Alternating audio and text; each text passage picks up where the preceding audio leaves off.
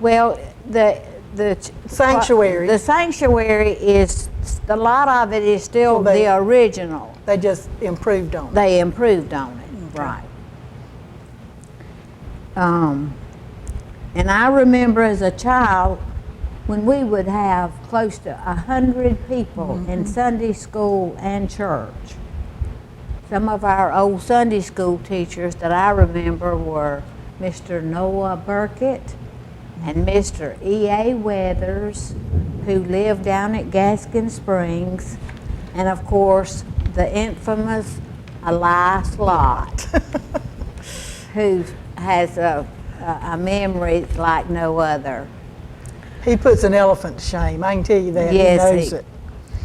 Anyway, those old walls rocked as the Woods Brothers sang their remember them. 4-part harmony songs. We have been blessed with wonderful, God-fearing people who shared their time and their talents at Lone Hill. Around 1948, we had a revival at Lone Hill like no other. The Holy Spirit was moving, and out of this revival, Gaskin Springs Campground was born. The preacher was Brother M.J. Wood. The Methodists were a large portion of contributors toward this endeavor. I spent every summer at Gaskin Springs during camp meeting. I stayed on the grounds at Gaskin Springs with my grandma, Maggie Smith Peterson. We stayed in one of the cabins. I love those old Asbury College preachers and the old songs that we sung.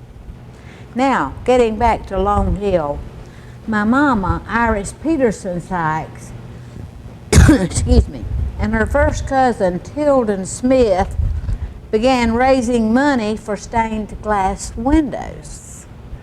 I think they were made in Macon, and they cost about $150 each. Wow, that was And a long time ago. These windows are just absolutely They're gorgeous. beautiful. They're gorgeous windows. And all of these,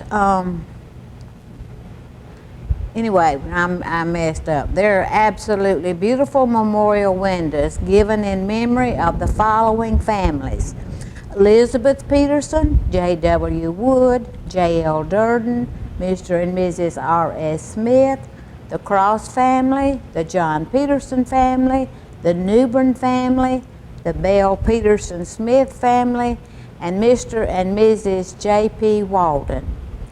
All of these persons were members of Lone Hill Church. The only two people in that line of ancestry that still are part of Lone Hill Church are me and James Hilton Walden. In fact, I'm the only Peterson from my generation that is left in Huffer. Hadn't thought about that. I was born in Huffer. I was raised in Huffer. I was raised in Lone Hill Church, and I still live in downtown Huffer. And I live there with my husband, Benny Crosby, and we will be celebrating our 60th wedding anniversary on the 31st of this month.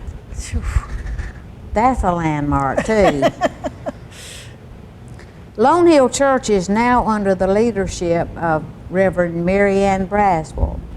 We have grown tremendously under her leadership with services every Sunday, Wednesday night Bible study, an active United Methodist Women, and dinner on the ground. Oh, that first Sunday. Every first Sunday.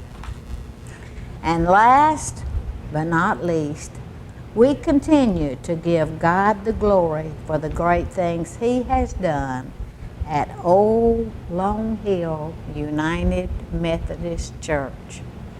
That's great. Now I got a question for you. How long have the Peterson women played the piano for Lone Hill Church? The only pianist that I remember was my Aunt Estelle Peterson.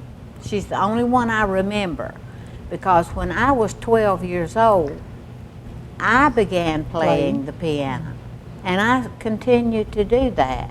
I continued to play at Lone Hill Church, and I am just so blessed that my fingers are a little move, and I don't have arthritis, and I can still play the piano.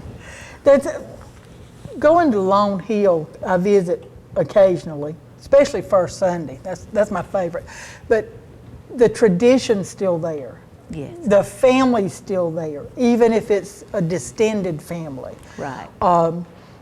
One of the girls from Stillwater said, you feel like you're family when you're there. Yes. And I think that's one thing about Lone Hill and other small churches that have survived the eons, so to speak, in Coffee County.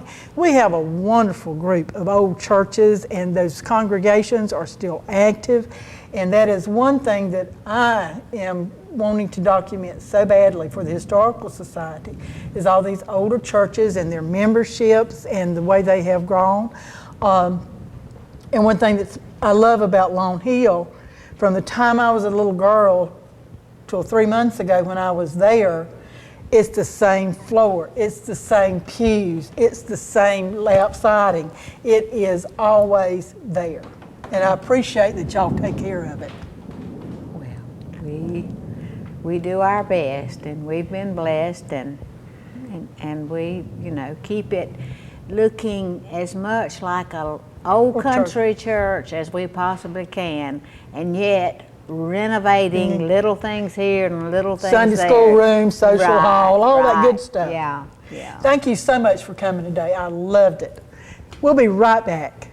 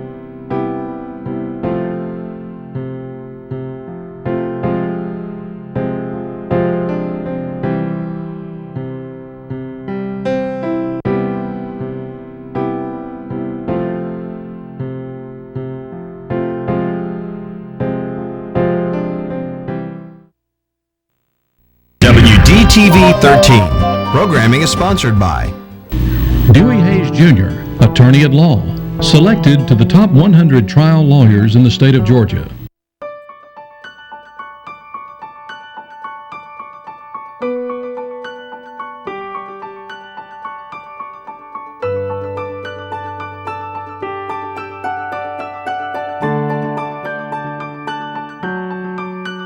You're not who you used to be.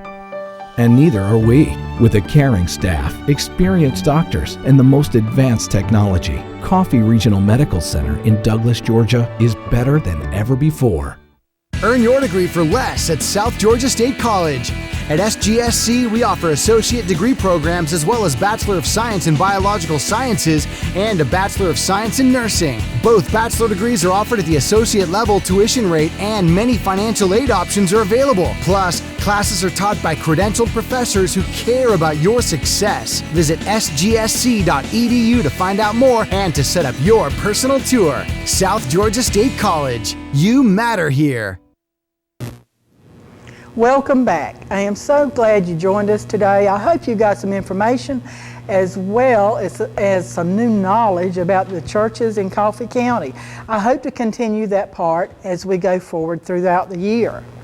Coming up in August, the museum will open a new exhibit August the 18th. It's supporters of athletics. We'll be focusing on band, fan, and cheerleaders. If you happen to have any memorabilia or pictures that you think would be great for this exhibit, please bring them to the museum on August the 8th. It's a Monday. We'll be here from 8 to 4 that day. We would love to include your items in our exhibit. It's only a loan. You're not giving it to us. We're just going to borrow it. Our next project that is winding down is our Coffee County Memory Project. It's integration years from 66 to 72. Those of you who said they wanted to talk and be part of this, I'm going to be calling you, and this is going to be it. We've got to get this going. We need these people to participate. If you need to, please call me at 912-381-1135 or come by the museum Thursday, Friday, or Saturday. Now, somebody said they came by the museum and we were closed. There's a sign on the door that says closed due to lack of volunteers. Most of our volunteers are retirees, which means we have grandchildren and doctor's appointments to handle. And sometimes emergencies do come up. If you are willing to volunteer, especially on Fridays and Saturdays, please give me a call, same phone number. We'd be glad to have you, as well as you could join the Historical Society. I do want to mention that American Legion that Jerome was talking about has another fundraiser coming up really, really soon. It's a Boston Butt fundraiser. You have to order and pay for your Boston Butt before August the 26th. They will deliver them to you on September the 1st. That's right before Labor Day, and all that family comes in to visit and eat with you. All you have to do is call 592-6413, order your Boston Butt, and again, go by and pay for it, and they will deliver it to you on September 1st. If you have any ideas or suggestions for our program, please feel free to contact us either on our Facebook page or call me. We appreciate you watching. Thank you.